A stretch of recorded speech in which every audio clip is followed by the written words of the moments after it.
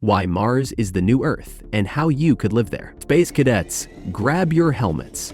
Today we're zooming in on Mars, our dusty, chilly neighbor that everyone says might be the next Earth. But why? What makes Mars so special, and could you actually live there one day? Let's find out. The red rock next door. So Mars is the fourth planet from the Sun, 2 doors down from Earth. It's smaller than Earth, with rusty red dirt made from iron.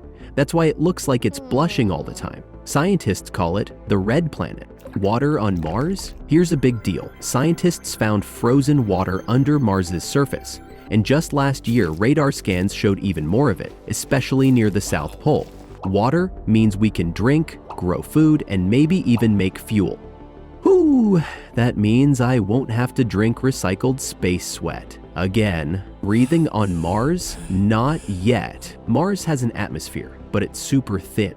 And it's made of carbon dioxide, not the good kind of air. You'd pass out faster than a rocket launch. But guess what? Scientists are testing a machine called MOXIE that turns Martian air into oxygen.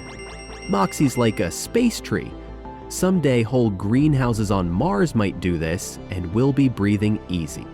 Food farming and Martian potatoes. To survive, we'll need to grow food on Mars. NASA's already experimenting with growing plants in Martian soil.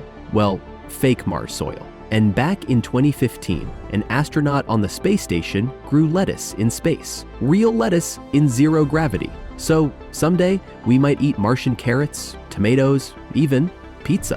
Hey, a croc can dream. It's cold, like super cold. Mars is freezing, like 60 DCC on average. That's colder than your freezer wearing a sweater. And nights? Brr.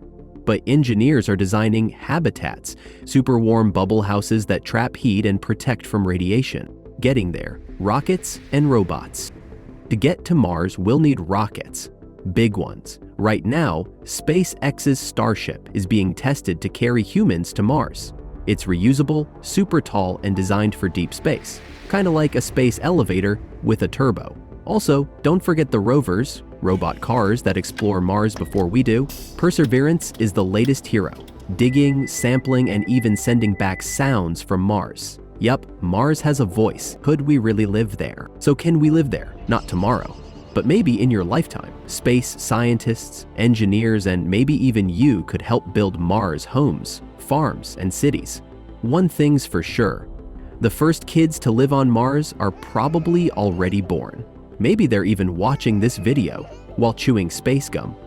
So that's why Mars might be the new Earth. It's cold, dusty, and a little shy, but full of potential. With enough brainy humans and one stylish crocodile, it might just be our next home.